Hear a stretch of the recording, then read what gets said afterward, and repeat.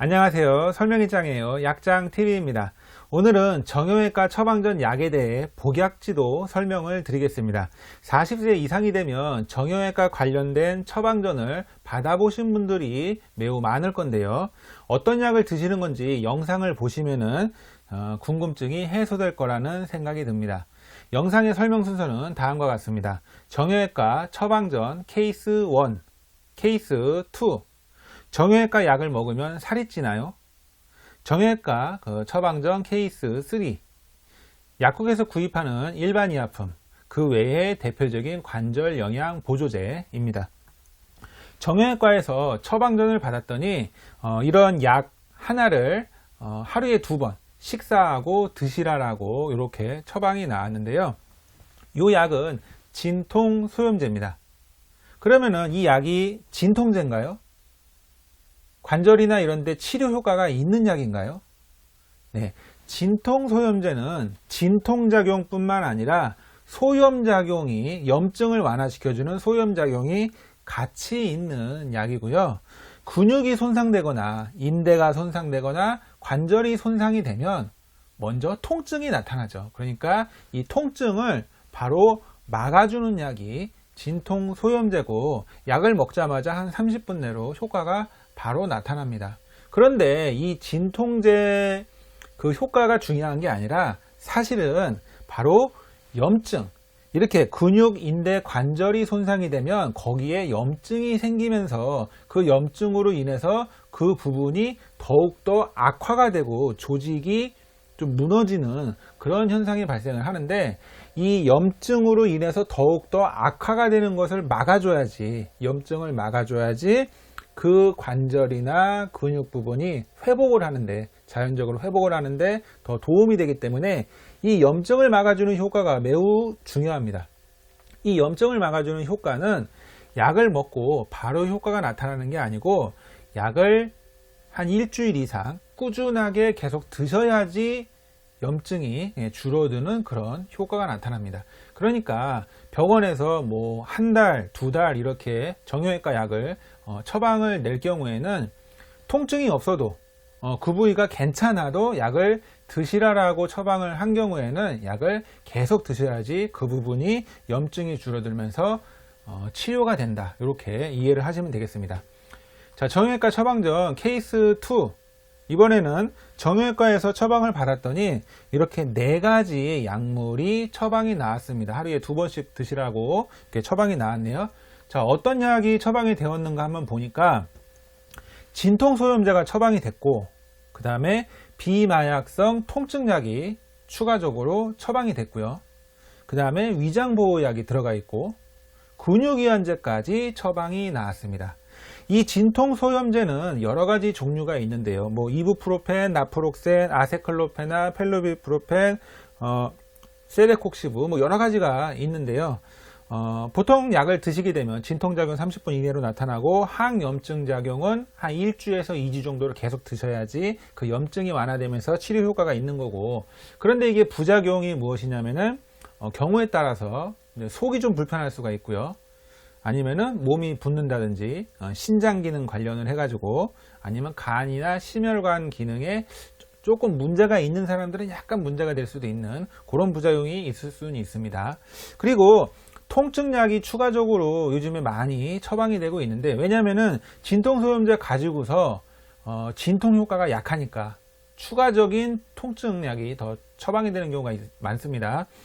아세타미노펜이나 트라마돌 같은 이런 약이 들어가게 되면 이 트라마돌의 그 진통 효과는 그래도 좀 강력한 진통 효과이기 때문에 통증이 전달되는 이 통증 신호를 딱 차단해 버립니다. 그러니까 통증약을 조금 더 많이 좀 더 이제 강하게, 필요에 따라서 강하게 써주는 건데, 이게 약간 어지럽고 부작용으로 약간 멍하거나 졸리거나, 뭐 경우에 따라서는 약간 이 메스꺼운, 토할 것 같은 약간 그런 느낌이 살짝 들 수도 있고요. 그래서 너무 졸리거나 어지럽거나 막 그렇다, 이렇게 부작용을 호소하시는 그런 분들은 약을 좀 빼서 약하게 하기도 하고, 더 진통을 원하시는 분들은 이렇게 넣어가지고 더 진통을 강력하게 하기도 하고, 그런 기능을 하고요. 위장보호제, 그러니까 보통 위장보호제를 같이 처방을 하기 때문에 속이 불편한 그런 부작용은 거의 안 나타납니다. 왜냐하면 위장약이 들어가니까. 그래서 같이 집어넣는 경우가 많고요.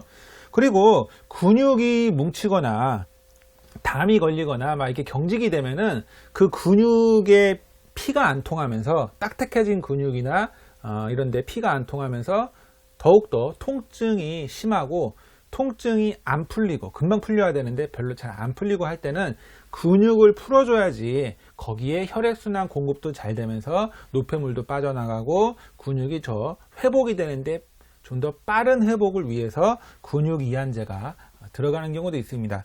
이 근육 이완제도 마찬가지로 약간 어지럽거나 약간 나른하거나 그런 부작용이 조금 있을 수는 있습니다. 물론 이런 부작용은 보통 사람들은 괜찮아요. 보통 사람들은 뭐 별로 심하지 않은 그런 증상이 나타나는데 일부 사람에게 조금 더 부작용이 있을 수가 있다. 그래서 너무 그러면은 약을 또 빼기도 하죠. 물론 병원에 정형외과 의사한테 이야기를 하면은 약을 다시 조정을 해주고 그렇습니다. 그리고 이 부작용 이야기를 하니까 정형외과 약 먹으면은 살이 찌나요? 라고 물어보시는 경우가 있는데요. 사실은 살이 찌는 게 아니고 붓는 거죠. 예. 물 때문에 몸이 일시적으로 붓는 경우가 가끔씩 있습니다. 물론 대부분 사람들은 괜찮고요. 일부 한 100명 중에서 1명 정도 살이 이렇게 몸이 붓는 경우가 있는데, 이게 왜 부냐면은 우리 혈액 속에 물이 있잖아요. 이 혈액에 물이 있는데 이 혈액에서 노폐물은 이 신장에서 필터로 걸려 가지고 소변으로 배설이 됩니다. 그러니까 혈액에 있는 물이 신장을 통해서 소변으로 노폐물과 함께 배설이 돼야 되는데, 이 정형외과 약 중에서 소염진통제가 신장으로 가는, 혈액이 신장으로 갈 때 그 신장에 가는 길을 너무 좁혀가지고, 그래서 소변이 덜 나가게, 그러니까 신장에서 물을 빼야 되는데 물이 덜 빠지는 그런 경향이 있는 사람들이 있어요. 그래서 신장에서 소변으로 물이 덜 빠지기 때문에 몸이 부니까 살이 찌는 것처럼 느껴집니다. 그럴 때는 약을, 소염 진통제를 바꾸거나 줄이거나 그런 경우, 약을 바꾸게 되면 또 괜찮아지기도 하거든요. 종류를 바꾸면은. 그래서 혹시 붓는 경우에는 병원에 이야기를 하면은 좀 괜찮은 약으로 다시 바꿔주기도 합니다.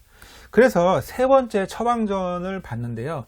이렇게 또 처방이 나오는 경우는 이 소염 진통제와 그 다음에 생약 성분의 관절 영양제가, 관절 치료제가 들어가 있는데, 요 진통, 세레콕시브 같은 요런 진통제는 그 위장 불편이 다른 소염 진통제에 비해서 좀 많이 줄어들고, 그 다음에 심혈관 관련, 아까 전에 그 붓는 부작용 이런 것들도 좀 줄어들고, 그래서 조금 괜찮은 약입니다. 그래서 많이 처방이 되는 약인데,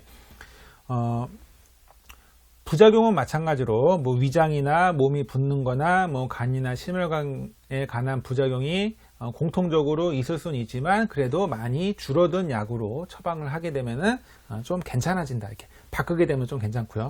그리고 생약 성분의 관절약을 쓰게 되면은 부작용이 많이 없으면서 관절의 그 염증에 관련된 물질, 아까 전에 그 염증을 완화시켜주는 그런 효과들이 많이 있고, 관절이 좀 파괴된, 연골 조직이 좀 파괴되어 있거나 아니면 연골을 재생시켜주고 보호해주고 이런 작용들을 좀 도와주는 그런 기능들이 있다고 합니다. 그래서 이런 약들도 처방이 되고 있는데, 이렇게 보시고서 뭐 괜찮은 약이 처방됐구나, 이렇게 잘 그 처방 나온 대로 잘 드시면 되고요. 그리고 약국에서 이제 그냥 뭐 여기저기가 아파가지고 담이 걸린 것 같아서 일반 의약품으로 진통소염제를 달라고 하시는 경우도 많이 있고, 근육이완제, 근육 풀어주는 약을 약국에서 그냥 사는 경우가 있습니다. 그러면은 어떤 제품들이 그냥 판매가 되냐면은 뭐 타이레놀 같은 약들, 이부프로펜, 덱시부프로펜 같은 그런 약들, 나프록센, 뭐 탁센이나 낙센, 뭐 이런 약들이 많이 판매가 되고 있고요. 마찬가지로 통증과 염증을 풀어주면서 증상을 경감시켜주고, 그 부위가 악화가 되는 것을 막아주는, 염증을 막아주는 그런 기능들이 있습니다. 타이레놀 같은 경우에는 조금 더 안전하기 때문에 아무나 드셔도 되는 약인데, 그런데 간이 안 좋거나 음주, 술을 드신 경우에는 드시면 안 되는 약이고요. 이부프로펜, 덱시부프로펜 같은 약은 위장 부작용이, 속이 불편한 부작용이 매우 적기 때문에 좋은 약이지만, 혹시나 뭐 병원에서 심혈관 질환용 아스피린, 처방전으로 아스피린 드시는 분들은 차라리 이 나프록센 같은 약이 더 심혈관에 부작용이 적기 때문에 이 나프록센 같은 약을 이제 드리고 합니다. 그러니까 내가 뭐 간이 안 좋은지, 평소에 술을 많이 드시는지, 그 다음에 병원에서 아스피린 같은 혈액순환 관련된 약을 처방받아 드시는지, 속이 많이 불편한지를 말씀을 해주시면 타이레놀이냐 이부프로펜이냐 나프록센이냐 이렇게 약이 선택이 달라집니다. 선택이 달라지는 거.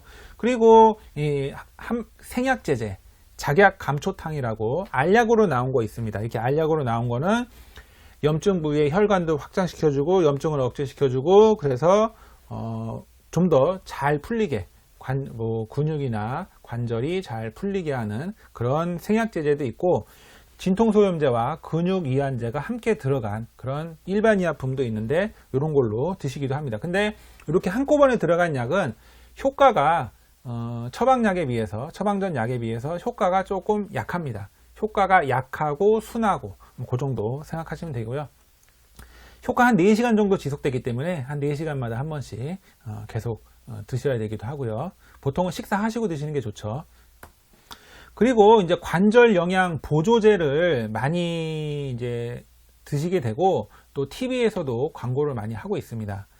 일반 의약품으로 약국에서 판매되는 그런 것들은 뭐 글루코사민, 그 다음에 콘드로이친, 이런 제품들이 많이 있는데요. 글루코사민 황산이 들어가 있는데, 글루코사민 황산이 좀 더 괜찮고, 글루코사민 염산염은 효과가 별로 없다라고 이렇게 보고가 되기도 했는데, 관절의 성분, 관절의 연골 성분이나 히알루론산, 관절액의 그 성분들을 보충해 주는 거죠. 그걸 보충해 주니까 관절이 좀 더 회복이 빨라지는, 관절에 영향을 주는, 관절의 성분을 보충해 주는 게 콘드로이친, 글루코사민, 그리고 염증도 완화시켜 주는 그런 효과가 있는 거고, 건강기능식품으로 뭐 광고도 많이 나오고, 아니면은 여기저기서 많이 판매가 되고 있는 게 녹색잎 홍합 추출물, MSM, 보스웰리와 뭐 이런 것들이 많이 판매가 됩니다.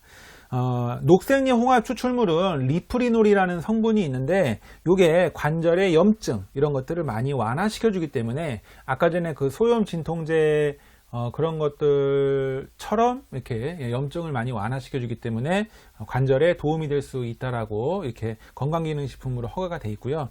뭐 효능을 약간 이제 식약처로부터 인정을 받은 거죠. 그리고 MSM이 또 많이 팔리는데, MSM이 유기황 성분인데 관절의 염증을 완화시켜주고, 보스웰리아도 마찬가지로 나무에서 추출했는데 관절의 염증을 완화시켜주는, 다 도움이 될 수 있는 제품으로 뭐 드셔도 괜찮습니다. 물론 제품마다 여러 가지가 있는데 적당한 걸로 이렇게 드시면 되고요.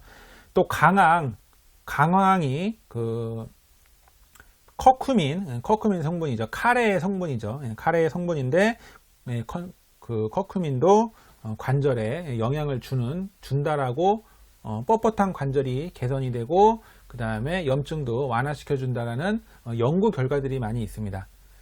오메가3도 전반적인 염증을 완화시켜 주기 때문에 관절에도 도움이 될 수 있다라는 그런 연구들이 많이 있습니다. 그래서 참고 삼아 이렇게 뭐 필요에 따라서 드셔도 괜찮고요. 이상으로 근육통, 관절통 등 정형외과 질환의 처방약, 일반약, 보조식품 등에 대해서 알아보았습니다. 이 영상의 내용은 단순 참고로만 봐주시고요. 자세한 상담은 동네 의사, 약사에게 받으시기 바랍니다. 내용이 마음에 드시면 구독과 좋아요를 눌러주시고요. 알람 설정도 해주시면 감사하겠습니다. 다음에 더 좋은 영상으로 찾아뵙겠습니다. 시청해주셔서 감사합니다.